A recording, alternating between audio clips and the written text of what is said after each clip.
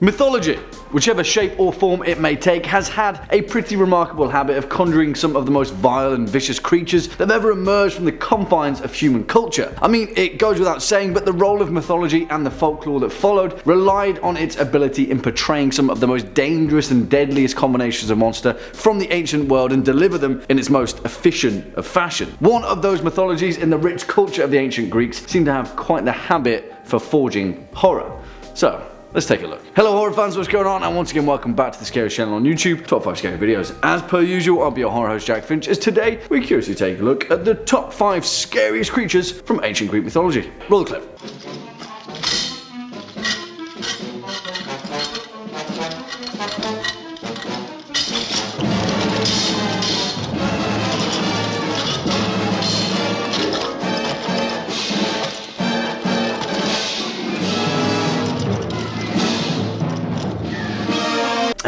That takes me back. For the curious amongst you, of course, that scene was from 1963's Jason and the Argonauts, depicting the famous skeleton fight directed by Don Chaffee, based upon the Jason myth and his quest for the Golden Fleece. One of the most prolific pan-Hellenic mythological heroes who had quite the habit of getting himself into all manners of monstrous trouble. And the reason we chose that clip is because it's just straight up good fun. And you should watch that movie if you haven't. And because Greek mythology is awesome. On with the show. Kicking off at number 5, the Minotaur. And the fact that this horrifying creation is chasing up the rear at number 5 should say something about the ferocity of this list. You see, the Minotaur, for all intents and purposes, whilst being an icon of folklore and mythology, is also a creature of such pain, torment and revulsion that it was actually pretty hard to stomach, comparable to many other Greek legends. It's one that has found its way into the fold of many interlocking myths, a grotesque abomination that possessed the body of a man and the head of a bull, captured and confined to his labyrinthine prison on the island of Crete. In many ways, the Minotaur is the embodiment of all of the harrowing themes so often found in Greek mythology: pity, rage, unbridled cruelty, disobeying the gods, the penance of breaking cultural and societal taboos. And on that note, yeah, we should probably explain just how the Minotaur got its bull-headed head. I'm not too sure who to feel sorry for actually, but maybe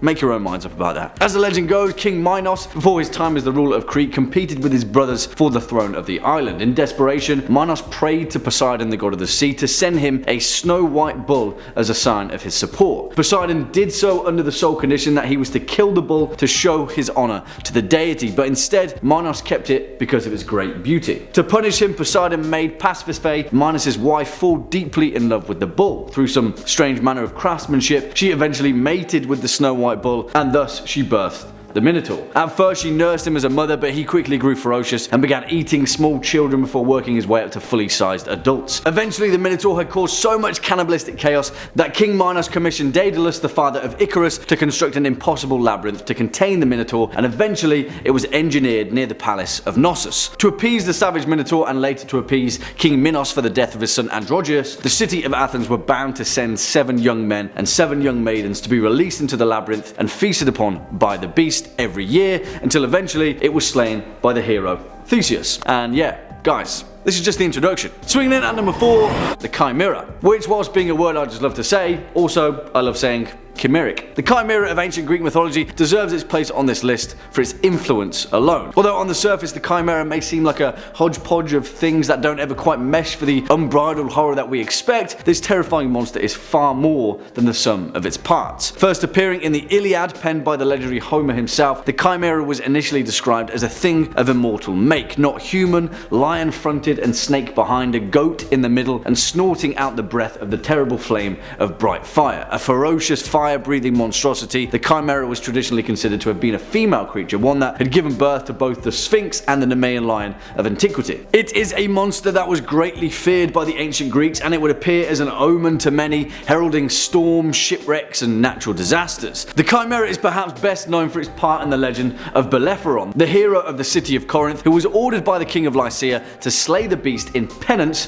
for his past sins. Knowing that he would need assistance for such a mighty task, Bellerophon prayed and slept in the temple of Athena, urging the goddess of wisdom to bestow upon him a blessing fit for a hero. Upon waking, Bellerophon was led by the hand by the goddess to the mythical horse Pegasus, a divine creature that possessed the power of flight, because, well, how do you defeat a fire-breathing lion with a poison venomous snake tail? Well, a giant flying horse, of course. And if you want to know where that particular horse came from, hold your horses, because we'll get to that. Eventually, Bellerophon attacked the creature from the air, impaling its mouth with a spear of pure lead that melted just as the Chimera breathed its fire on it, smelting the ore to its face and then suffocating it to death. And that's the end of the Chimera, really? Or is it?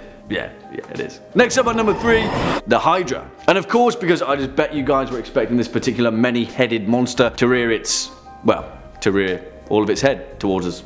Actually. In fact, in many ways, the Hydra is perhaps one of the most iconic creatures in the whole of Greek mythology, and if anything, it's certainly the poster child of the many-headed mantra of evil. And if you're expecting a Hail Hydra joke, please, you know better than that. The Lernaean Hydra, or more simply known as the Hydra, is a serpentine water monster that finds its crossover in both Greek and Roman mythology. According to the poet Hesiod, the serpentine Hydra was said to possess poisonous breath and blood so virulent that even breathing in the miasma that it exuded was deadly enough. The Hydra possessed many heads, the exact number of which varies from source to source, and in some texts were actually infinite. You see, in some stories, the Hydra was a creature of great regeneration, and whichever head was cut from its body, 2 more would grow back in its place. Interestingly enough, many parallels of the same creature appear in Sumerian, Babylonian, and Assyrian mythologies, but the most iconic of them all occurs in the infamous Greek legend, the 12 Labours of Heracles, which, side note, is a hella messed up legend to begin with, down to the fact that after being driven mad by HYDRA, Heracles killed his son,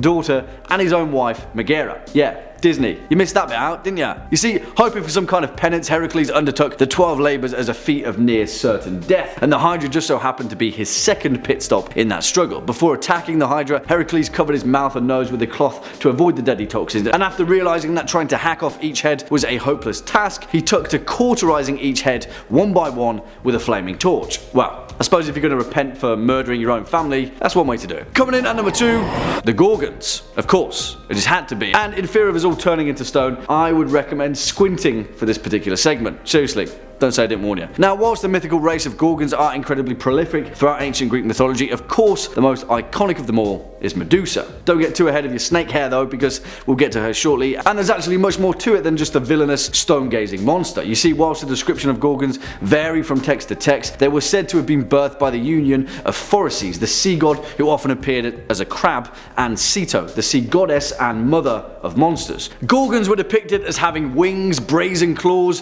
the tusks of boars, and stone skin. Now, although the Gorgon will later become an image of great power and protection, in early antiquity they were the OGs of horrifying evil. And yeah, by OG I do mean original Gorgon. To get to their later depiction though, of course, we have to tell the tale of the most famous Gorgon, Medusa, and the hero Perseus. As the legend tells it, Medusa was born of the Gorgons with a hideous face and a serpent's tail where her legs should have been. She was said to have been the only one of the 3 remaining Gorgons that was not immortal. And so King Polydictus dispatched Perseus in the hope of distracting him long enough for him to seduce his mother. What a jerk. Anyway, armed with a scythe and a mirrored shield gifted to him by Athena in lieu of being turned into stone by gazing at her, Perseus managed to use the reflection of the shield to safely cut off Medusa's head, and as the vile stream of blood spouted from her neck and fell into the sea, the winged horse Pegasus was born. Hey, told you we'd get to the Pegasus' origin story, right? The thing is though, after this whole debacle, Perseus attached Medusa's head to his shield and used it to kick some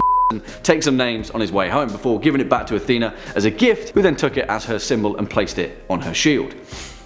Greek mythology, guys, it's allegorical. I promise. I think. And finally, coming in at number 1 spot, Typhon. And it just has to be, really, because for a pantheon of terrifying creatures of mythology, the one that gave birth to pretty much all of them has to take the top spot. Typhon is the father of all monsters. He was birthed from the Titan union of Gaia and Tartarus and was said to have been the most ferocious creature that has ever roamed the earth. Typhon was impossibly large, and it was said that when he stood upright, his head would brush against the stars. The lower half of his body consisted of the tails of 2 coiled vipers that would hiss and spit venom at his foes, and from his fingers several dragons' heads would erupt and spit flames beneath him. Typhon was said to have wings so large that when spread they would blot out the sun. Fire would spill from his eyes like molten lava, and it was said that whoever gazed upon him would perish in fear, even the mighty Olympians. And yes, that included even the mightiest of all the Olympians, Zeus himself. You see, Typhon was such a terrifying and powerful entity that the only conceivable opponent to defy him was Zeus himself. At the dawn of all things, whilst the other Olympians trembled and fled in fear, Zeus stood his ground against this monstrous being, resulted in a great battle where countless earthquakes and devastating tsunamis raged across the planet. In fact, as Greek mythology makes pretty clear, the war that raged between Zeus and Typhon was so mighty that it threatened to break the planet clean in two. Eventually, Zeus managed to gain the upper hand and he triumphed over Typhon by firing 100 thunderbolts to the head of the monster, casting him back down into the pits of Tartarus, where he was sealed away for all time. Yet, even the pits of Tartarus aren't enough to fully contain the rage of Typhon, and whilst he remains trapped beneath the earth, the fits of anger that he experiences manifest themselves in the form of volcanic eruptions and earthquakes. And what more can we say?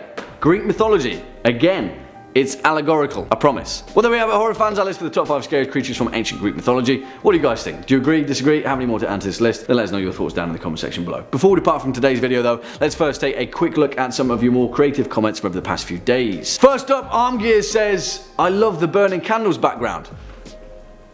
I know, right? It's nice, isn't it? Safety first though, guys. This many candles is just gregarious and also dangerous. Take note, cultists. And finally, Robert the Dude says, top 5 has 666k subs. Everyone, is that legal? You know what, Robert the Dude? I'm not entirely sure if it is legal, actually. I'll have to check. Just kidding. Cheers for 666k subs, guys.